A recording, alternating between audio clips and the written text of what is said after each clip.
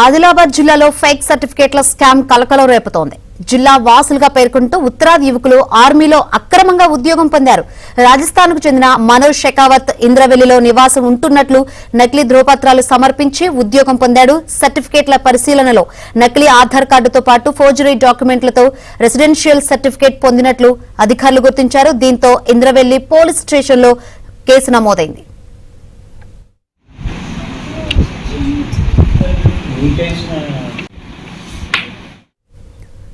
మరోవైపు ఇచ్చోడ మండలం చిరునామాతో రాజస్థాన్ కు చెందిన ముగ్గురు వ్యక్తులు ఐటీబీపీలో దరఖాస్తు చేసుకున్నారు. వీరంతా ఆదిలాబాద్ జిల్లాకు చెందిన వారిగా నకిలీ సర్టిఫికేట్లతో ఉద్యోగాలకు ఎంపికయ్యారు. ఈ ముగ్గురు జిల్లా వాసులే కాదని వెరిఫికేషన్ లో తేల్చింది. ఇస్లాం నగర్ లో 14 మంది నకిలీ సర్టిఫికేట్లను కలిగి ఉన్నట్లు రెవెన్యూ అధికారులు గుర్తించారు.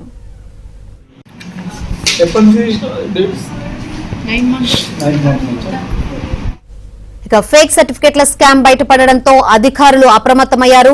జిల్లా వ్యాప్తంగా ఉన్న మీ సేవా కేంద్రాల్లో తనిఖీలు నిర్వహించి రికార్డులను పరిశీలిస్తున్నారు. ఈ స్కామ్ వెనుక ఉన్న ఆఫీసర్లు ఎవరు ఉన్నారనే కోణంలో పోలీసులు దర్యాప్తు చేస్తున్నారు.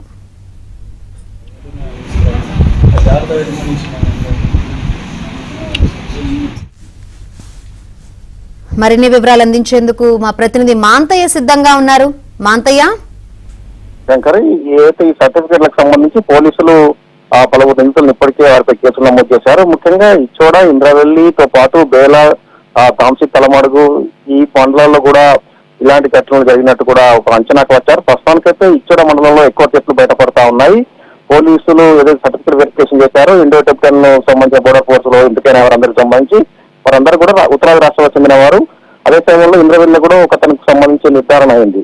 వీరందరూ కూడా ఆదిలాబాద్ జిల్లా స్థానికులుగా పేర్కొంటూ స్థానిక ధ్రువపత్రాలు సమర్పించి ఉద్యోగాలు సాధించారు. అయితే సర్టిఫికేట్ వెరిఫికేషన్ లో ఒక్కొక్కరు బయటపడతా ఉన్నారు. ఇంకా ఎంతమంది ఇలా ఉద్యోగాలు సంపాదించారన్న కోణంలో పోలీసుల విచారణ కొనసాగుతుంది. అటు రెవెన్యూ శాఖ అధికారులకు సంబంధించి కూడా విచారణ కొనసాగుతుంది.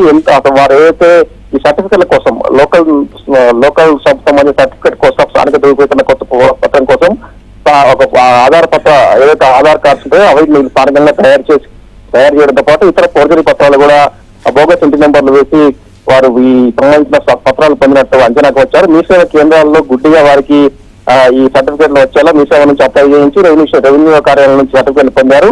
అయితే మీ సేవ సెంటర్లకు సంబంధించిన పాత్ర, అదేవిధంగా మధ్య దళారులు ఎవరైనా ఉన్న కోణంలో కూడా పోలీసుల విచారణ కోసం దీనిపై ఎస్పీ సీరియస్ గా ఉన్నారు. ఏదైతే పోలీస్ ఫోర్స్ సైన్యంలో చేసే వాళ్ళు ఇతర రాష్ట్రాలకు చెందిన వ్యక్తులు ఇక్కడ ఏదైతే ఆదిలాబాద్ లోకల్ గా పెరుగుంటూ ఉద్యోగాలు పొందడం వెనుక ఇంకేమైనా కోణంలో ఉందా అన్న విషయంలో పోలీసుల విచారణ కొనసాగుతుంది.